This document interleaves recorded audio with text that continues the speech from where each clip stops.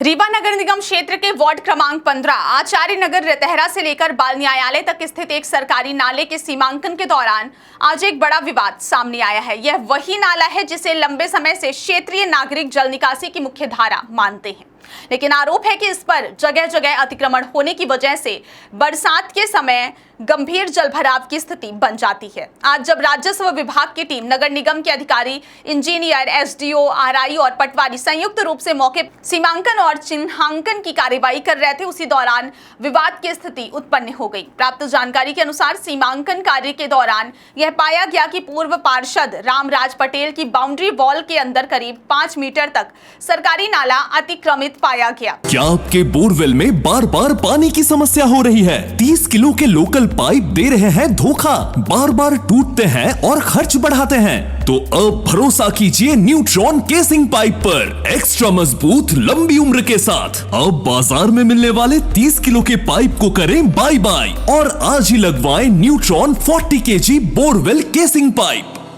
जब टीम द्वारा नाले की वास्तविक सीमा को चिन्हित करने के लिए चूना और अन्य सामग्री डाली जा रही थी, तभी मौके पर तनावपूर्ण स्थिति बन गई। आरोप है कि इसी दौरान पूर्व पार्षद रामराज पटेल द्वारा मौके पर मौजूद अधिकारियों और कर्मचारियों के साथ बहस की गई और गाली गलौज की स्थिति भी उत्पन्न हुई। साथ ही उन्हें अपनी बाउंड्री से बाहर जाने के लिए भी कहा गया, जिससे सीमांकन कार्य कुछ समय के लिए बाधित हुआ।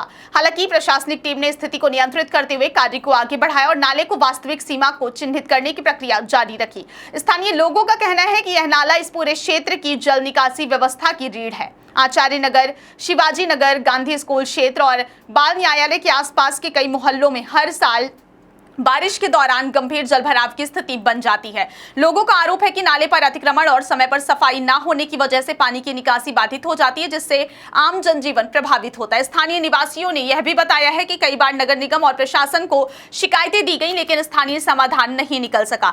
नतीजतन हर साल बारिश के मौसम में सड़कों पर पानी भर जाता है और घरों में पानी घुसने जैसी स्थिति बनती है और बच्चों एवं बुजुर्गों को सबसे ज्यादा परेशानी का सामना करना पड़ता है। वहीं प्रशासनिक अधिकारियों का कहना है कि सरकारी नालों और जल निकासी मार्गों पर किए गए किसी भी प्रकार के अतिक्रमण को चिन्हित कर नियमानुसार कार्रवाई की जाएगी। सीमांकन का उद्देश्य यही है कि वास्तविक स्थिति स्पष्ट हो सके और आगे चलकर अतिक्रमण हटाने की प्रक्रिया को कानूनी रूप से आगे बढ़ाया जा सके। फिलहाल इस पूरे मामले में प्रशासनिक जांच और दस्तावेजी कार्रवाई जारी है। वहीं विवाद की स्थिति को देखते हुए मौके पर अतिरिक्त सतर्कता बरती जा रही है ताकि कोई अप्रिय स्थिति उत्पन्न न हो।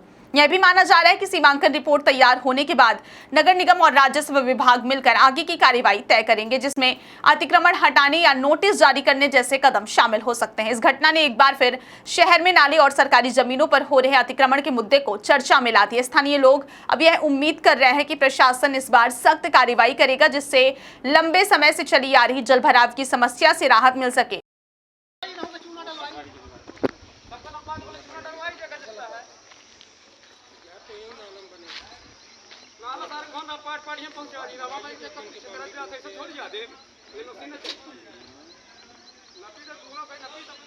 मनीष जी, इनकी कहाँ है पटवारी? इनका रजिस्ट्री नहीं करवा के मकान में भाई हम चूना डलवाई।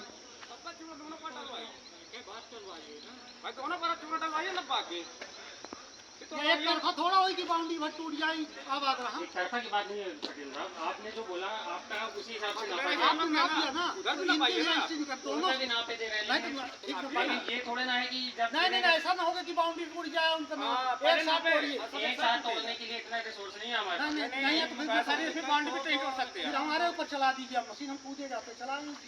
चलिए मैं पुलिस बुला लेता हूँ, मेरा काम नहीं। देखिए अगर बाढ़ आएगी हम लिखित में दे रहे हैं एरिया में, आप जिम्मेदार हैं, हम जवाबदार हमें लिए आता है।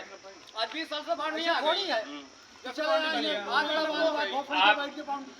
आप ही ने बोला था वहाँ से नापिए, आप ही ने तो बोला था वहाँ से नापिए। सही नाप नहीं हुई भैया, इनकी रजिस्ट्री नहीं करवाई यार आई साहब, नंपाई सबकी चिन्ह लगवाई ना हूँ। जैसा हमारे पास चूना डालक तो नहीं बोला कैसे वही चूना डलवाई एक साथ टोपे कैसे वो कोनो आपत्ति नहीं है। दोनों तरफ चूना डलवाई।